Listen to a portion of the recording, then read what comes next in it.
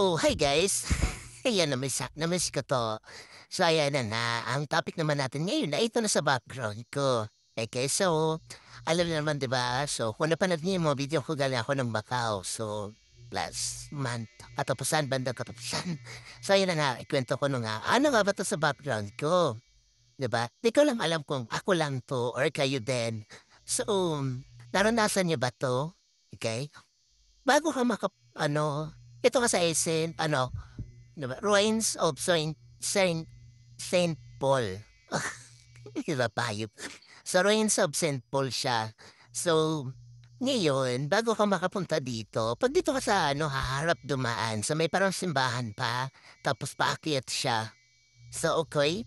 So, may kuwento ako sa inyo guys. So, ito na nga, kuwento na. So, first day namin sa Macau. So, siyempre ano, breakfast kumain na kami. Tapos lunch namin dito sa area na 'to, okey? So, siyempre nakalibre tayo diyan. Oh, kasi 'di ba, ano, galing kami diyan sa taas tapos bumaba kami. Ang daming tao talaga diyan, as in isang street na 'yan guys. Sobrang daming tao ta's ang daming pagkain. Okey, sobrang daming pagkain. So, excited namin noon ng mga kasamahan ko. Edi yun nga, nag-breakfast kami, kumain ka, tas pagka-lunch habang naglakad-lakad kami na dito sa area na 'to, naabot kami ng lunch kasi yan, siyempre alam mo niyo mga picture-picture hanggang kung saan hanggang buma pumunta ulit kami diyan. Mas pagbaba namin guys, okay. May mga Pilipino, maraming Pilipino diyan, okey, guys. So, ang daming mga Pilipino, Pilipina diyan. Ngayon, 'di ko alam kung na-inform na ilera pala diyan sa street na 'yan mga priest. Oo, tsay ako mi lang ba or kayo din 'pag tuwing pumunta tayo ng Macau, grabe busog ka talaga rin kasi siyempre mga tindahan do'n pretest, I mean nagpe-pretest sila ganyan, ganyan. So sa dami ba naman magkadikit-dikit sila, 'di ka ba naman mabusog do'n? Ano ko sa inyo kanina ba yung mga pinag-pretest dito sa Macau, okey, background ano ko nga. So ayun na nga 'no, hilera na 'to, yung mga hilera na 'to, daan na 'to, day.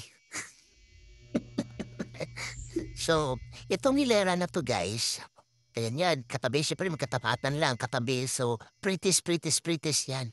O tatawid tawid kami tapos pumasok ka diyan sa mga store nila guys, meron diyang mga naka-Tupperware tapos open mo lang kung gusto mo tikman yung product na 'yan, okey? Siyempre alam naman namin kung ano yung masarap.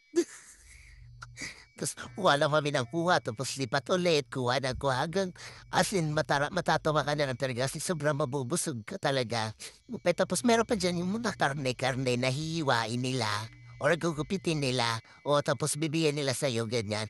So siyempre may request na ako ng yung gusto ko kunyari ano ba yung klinak yung kunyari, I want this, I want to try, ganyan, ganyan. Tapos gugupitin ng ano, siyempre alam ko masarap yun, eh. So, ayun na nga, ano nga ba 'yan? So, mabubusog ka na, lipat ka ulit pagka ano, as in like, oh my God, nahiya ako pero yung mga tao gano'n din naman yung mga ginawa nila. So, papasok kami sa isang tindahan kasi nga may mga pre-test diyan tapos eme-eme kaming tumitingin-tingin gano'n tapos kuha lang kami dampot gano'n. As in nakakatawa pero ang ano, ang ganda diyan kasi linis ng pagkagawa, makikita mo yung paano nila din ginawa. 'Di ba? Yung mga ano, bumili rin kasi kami guys, sobrang bumili din kami dun sa Pilipino na nag-assist sa'min na ganyan. Sa 7, 100 gano'n, 7 piraso, 100 Macao gano'n, oo. So, ang alam ko nasa 700 siya gano'n. So, bumili kami, ano nga ba, ta's bumili kami nga 'di ba? So ayun, nabudol din kami. So tapos ano, basta diyan talaga nag-enjoy ka diyan kasi as in like pretty siya. Pero nga lang hindi mo araw-araw kasi nakakasawa din. One time lang kami ginawa yon nag-lunch. Yun na yung lunch namin na puro pretties yung kinain namin. Tapos kinabukasan pag dumaan ka na, so parang alam mo yun lansa, yung di naman siya naman lansa, parang yung lasa nung ano, nandun pa sa bibig mo.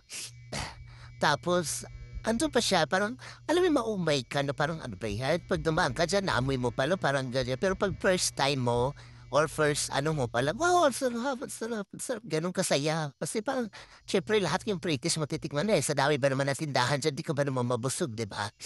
Tapos Ano nga ba? Yun, nag-enjoy ako diyan sa area na yan, okey, sa Macau.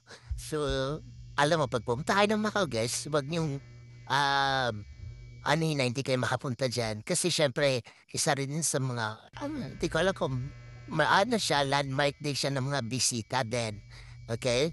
So ayan, ang daming tao diyan lalo pagka Friday, Sabado, tsaka Sunday, lalo Sunday dahil sobra, as in di ka na makagalaw halos diyan. Siyempre yung mga nagpi-practice diyan na humaharang din sila, so yung mga tao nag-i-stop-stop din. So ayun, 'di ba, mahirap. Okey, so pero na-enjoy ka kasi kahit naman gaano kasiksikan yung Macau, grabe ang lamig dahil oo, parang gusto mo nalang yakapin lahat ng tao kasi sobrang lamig siya. So, doon na pagpunta namin di ko na alam kung summertime gano'n din sila kalamig, okey? Yung pagpunta namin kasi diyan is like, winter season siya, sobrang lamig. So, kailangan mo ng ano, yakap sol ng mga tao, charing!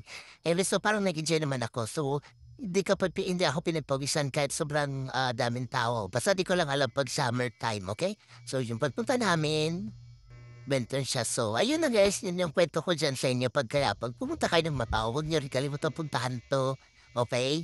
Kasi sobrang saya, pretty so talaga siya. O bonggang pagka-pretty ni na diyan. So, yun lang, shinare ko lang guys. So, bye!